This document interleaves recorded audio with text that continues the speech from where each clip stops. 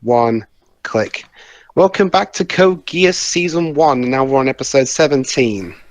Been a bit, we kinda took a break. In the meantime, everybody, in between... Well, actually, never mind. Yeah, last time we just resolved that story arc with that other Geass user, Mao. Mm-hmm. So, yeah. Also, I've got the subtitles on so I can know what they're saying, but the one thing that's a bit, but the English subtitles are meant for the Japanese audio. I kind of wish they do a subtitle track for the dub as well as just for Japanese audio. Like I've said before, the primary problem is that I still defend that regardless of whether or not someone is watching this show for the first time with a group, because people do like to do that, for the record, sometimes. And if the show intentionally makes itself so impenetrable, so hard to follow, unless you're basically dedicating an entire 20 minutes of nothing in your life except this, except watching an episode and making sure nothing in the room is distracting you from anything. And if that's the only way I'm going to be able to follow this, then I still argue that the show is not doing its job properly. Because this is supposed to be entertainment. It's not supposed to be an assignment, you know? All right, class, for today's homework, you must study every nook and cranny of Code Geass. I mean, I would say that it's still a bit of a shame because I see that may be some kind of potential, but it's just out of focus. I guess it's a better and there's going to be a third season of this, remember? In fact, I'll address the criticisms like this that we've been getting.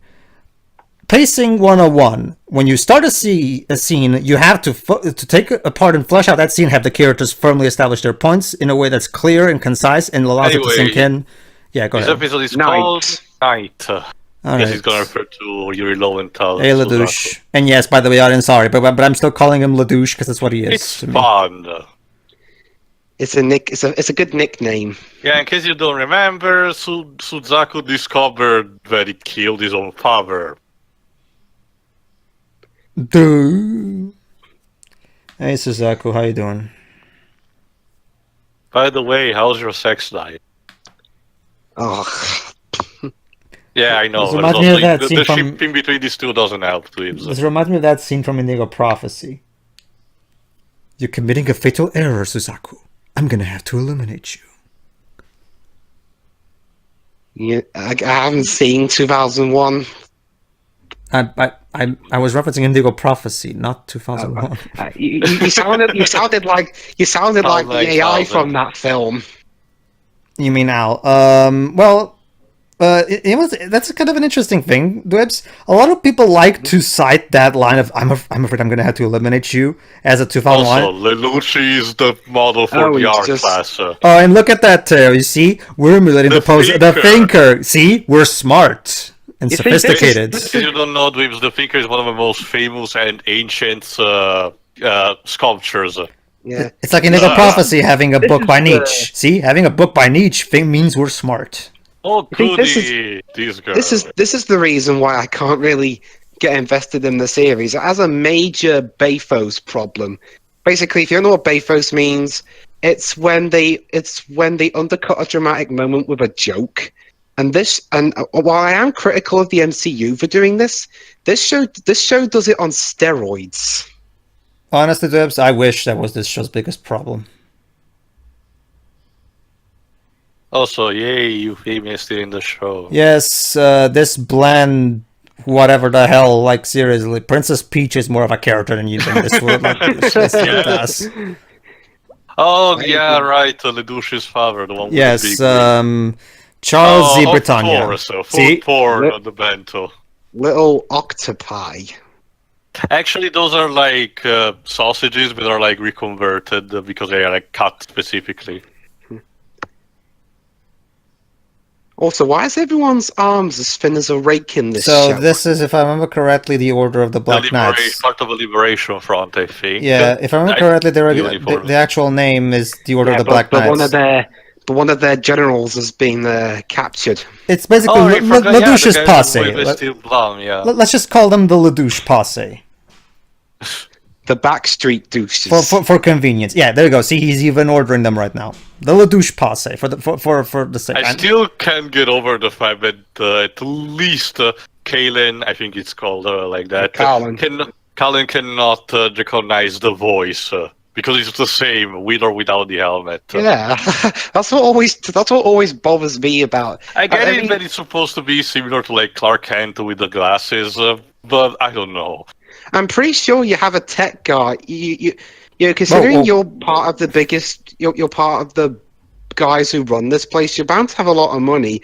Why not just get one of your scientists to go undercover and make like a voice changing device? Okay, did 2001 Tetsuya Nomura design that bitch's outfit? I mean, look, how impractical is that thing that's around her? Like, seriously. It looks like a Venus flytrap. What's with the purple hairs outfit? Looks like the outfit's eating her. At least Nomura grew out of this phase. The fact that Code Geass Season 3, from what I've seen, is apparently still do this kind of shit is baffling.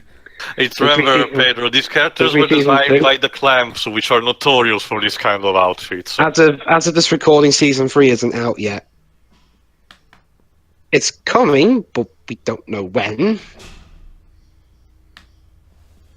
That character's name, if I remember correctly, is Cornelia di Britannia, yes. Remember, she's also a parent of the douche, like a cousin, I think.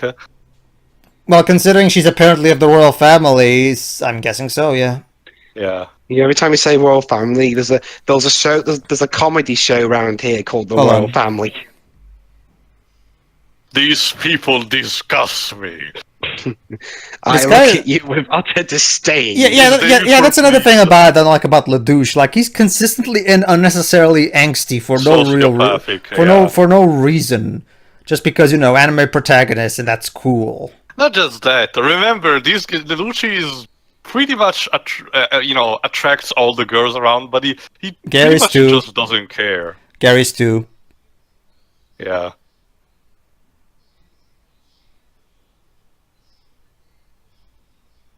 True, he's kind of dead. He's on vacation. He's an ex-person, shall we say? Yeah. He's an not ex-person, ex-patriot. He's migrated to Australia. Else. He's migrated to Australia and won't come back. Oh, that's right. I think I forgot to mention. From what I dig up a bit, there's a bit of a subtext between Lelouch and his sister, and yeah. Of course. Thanks, Japan. Thanks. To be fair, though, it kind of is a reference of the fact that medieval societies, royal families were kind of into these things. Oh, look at that! It's Surely. You lost your paper. She was at gunpoint a couple of. Oh, that's right, the letter. Oh God. So what does that mean? She's gonna get all her memories back. This is becoming a fucking not a sitcom. It's like a soap opera. Yeah, she found the notes. It's.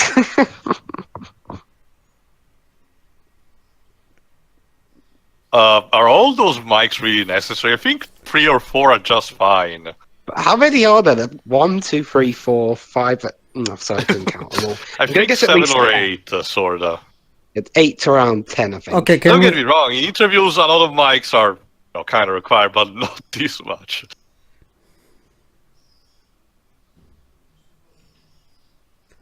Well, at least this episode is a bit slower. A bit slower with the pacing than usual. They're doing a good job. The scenes are lasting 30 seconds.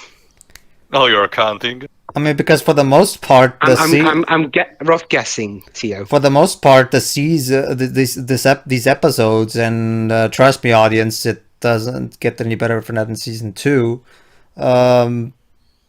Like, seriously, most of the time, everything is so lightning quick. Oh, hi, Laura.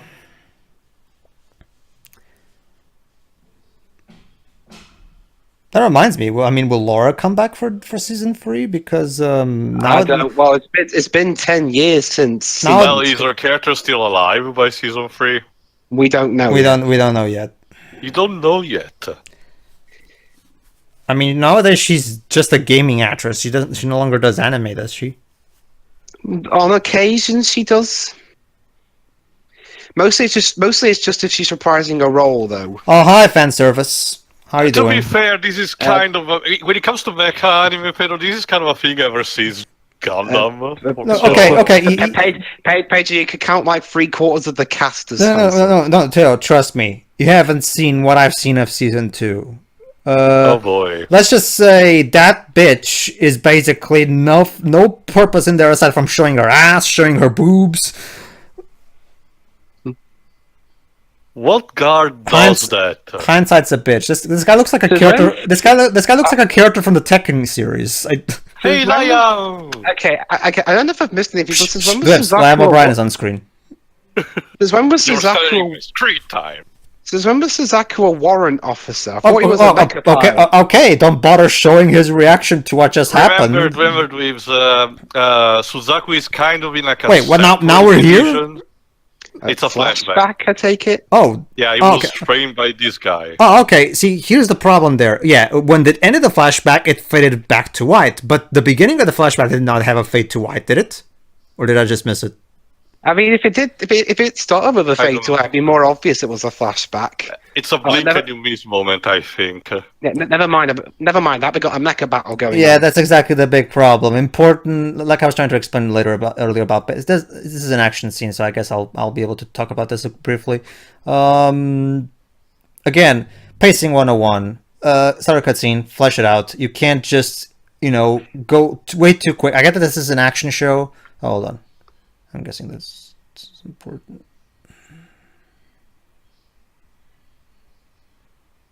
Obviously. Oh yeah, totally. Delete this. That edit was so jarring. Like seriously. Oh, so they're gonna execute him before. So they're gonna execute him before he leaves. Again, this character looks like he came straight out of a Tekken game. Oh, Jesus! Never mind. Well, I guess he's dead. He kind of has. I kind of understand.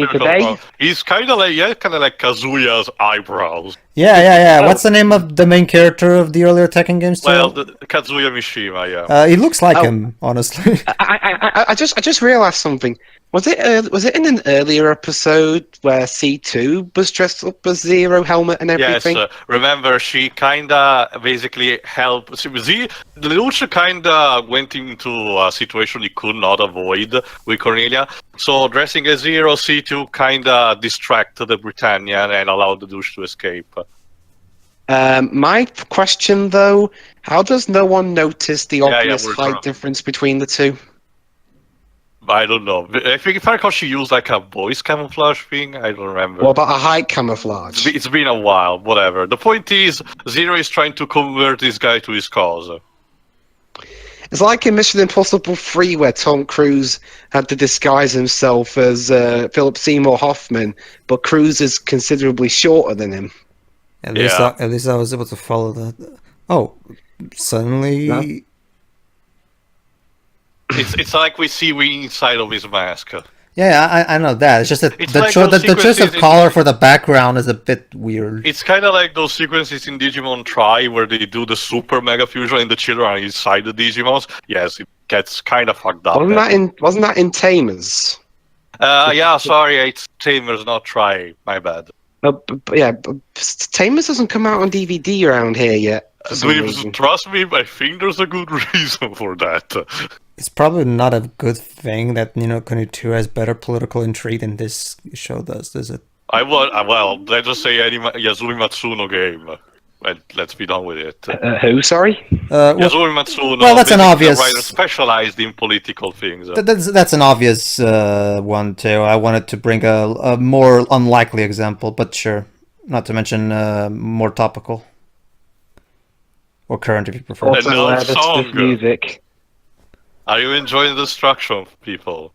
I mean, the escape attempt. I mean, okay, I get soundtrack dissonance. Intentionally having unfitting music for a scene.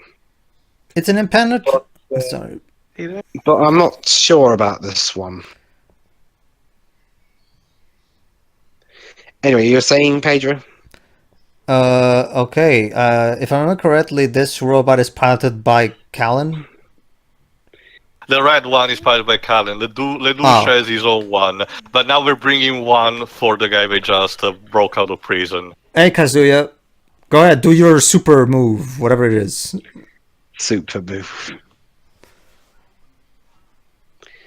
Yeah, it's called Todo, and his voice by Steel Blowing. Subtitle said, "'Twas nothing, sir." 'Twas nothing, Steve, sir. I love you, but I seriously think that you don't need to accept everything that's thrown at you. Mm-hmm. But there you go. We're about to have, I think, another round between Lelouch and Lancelot. There you go. Oh.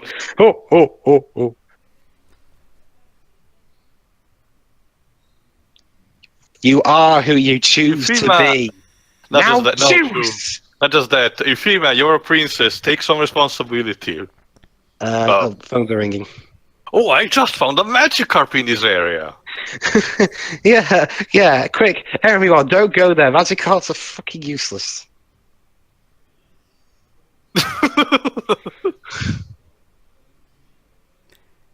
See, why can't more characters be like Liam over here? He's the only character in this show that has some kind of passion to him. Well, there is his counterpart in the scientist voiced by Laura Bailey. Yeah, her too. Speak of the devil. Like, these are the only characters who look like they have some kind of life into them. All the others are in this overly serious... And enough, they're the one who don't give a shit about things. Yeah. See, my big issue is that most of the other characters are in this constant, ultimate, serious business mood that is not inviting to me, honestly. This is serious business, brah. Alright. I mean, it's a Gundam action show. Have some fun, for Christ's sake. You can still have the political intrigue, but it doesn't impede you from having fun. Again, I honestly think the major problem is in the focus. Yeah. Hell, the Star Wars prequels have more fun in them, and they've got political stuff in it. Boring. Yeah, I think you mentioned that in a previous episode.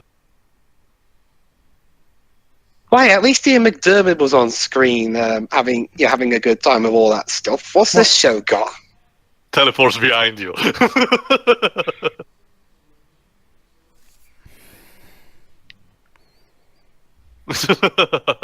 Holy crap. There you go. Really?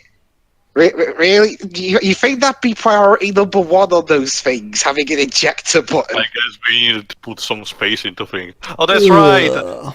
So that's the first time Lelouch actually found who's actually piloting the Lancelot. It's like in Spy Kids 2, where they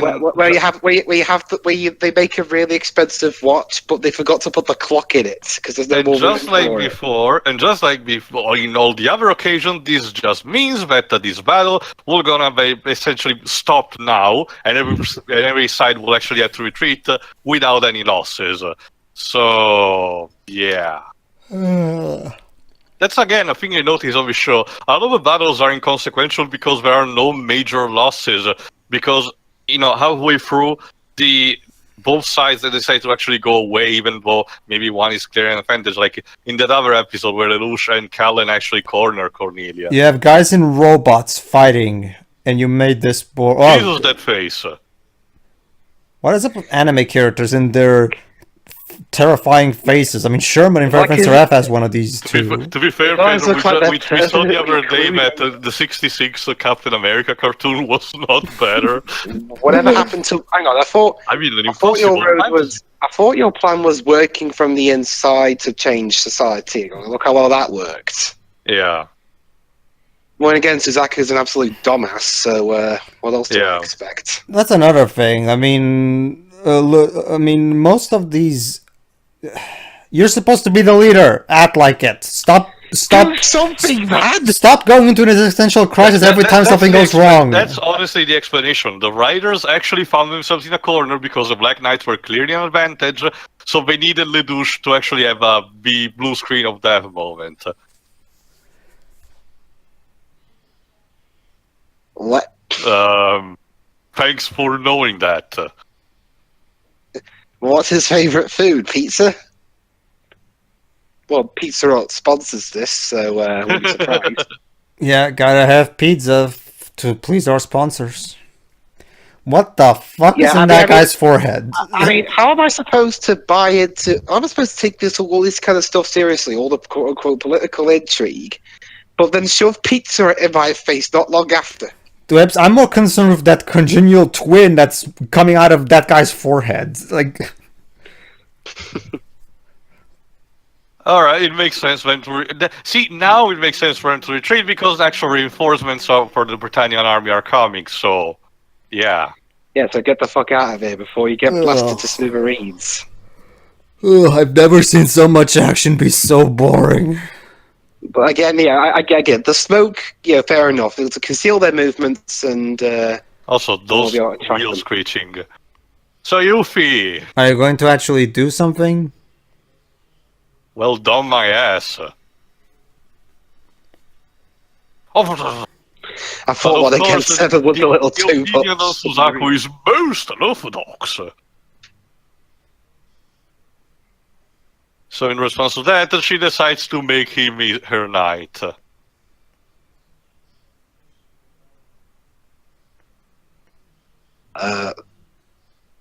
Why?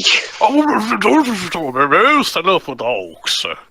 Why? He's dumb as shit. I'll just say this is their poor attempt at trying to build up to something later. I won't trust him to handle my. I won't trust him to handle my my DVD collection. Why would I trust him with guarding the princess? Oh my god, Zero just decided to stay alone listening to Linkin Crawling. Oh. Linkin, my crawl. Oh, that shit. It snapped. Oh well. Johnny, okay. still some time before Yokai Watch. Come on. Okay, as for now, Zero, you're fired. You're clearly not in any mental state. Yeah, and Miss Sci-Fi Anime Cosmo didn't even help. You could sometimes help. Well, that's the thing, Pedro. She just had her story arc, so I guess it's convenient for the plot to just put her on the side. Like I've said before, the big if the show creates this impenetrable barrier around it, that makes it this incredibly hard to follow, unless, again, like I said, you're completely, you make this your life, basically. This is an entertainment piece of medium. I should be able to watch this casually, and still, at the very least, maybe even if I miss a couple things, I should be able to get a basic gist of what's going on still. I have never met a piece of media that is this hard to follow. Like and I've seen plenty, and I'm a Kubrick fan, for crying out loud. So don't come at me telling me that I don't like complex stuff. But go ahead. I don't think it's a thing that's also and that can be viewed in an entertaining factor. Like just the other day, by the time we was recording, we commented it on the movie Pan, and while that movie is bad and batshit insane, it's actually really enjoyable. It's insanity, but this one only very selective. Holoctail, groping. Isn't that charming? Yeah. But remember, this is a mature, complicated show that we cannot. So we just don't get it, Dwips. We just don't get it. Go ahead, too. Preview.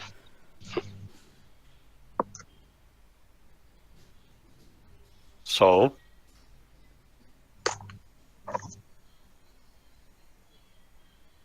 I love how it says next stage. I order you Suzaku Kururugi. Even the writers know that this is more. I order you a grown brain. I love how even the writers know at this point that this is more of a video game than an anime. Next stage. I order you a grow a freaking brain. See, I'm not gonna forget them going through all that effort to save him from the court-martial trial where it was rigged and he would most likely die, but he just goes back of his own free will knowing he'll most likely die. Anyway, before we finish, basically what I was saying is this show, even when it tries to do comedy and stuff, it's so jarring and out of place that it takes out the fun, to be honest. Even when the moments like the entire episode where the school chases the cat because it had Zero's helmet, it just, I don't know, I don't think, honestly, it works. It's the Final Fantasy XIII problem. It takes itself completely serious in 90% of the time, and then when it does decide to have comedy, it's so completely goes to the other extremes so that it just feels out of place. Just doesn't work. Anyway, see you for episode 18. See ya. See ya.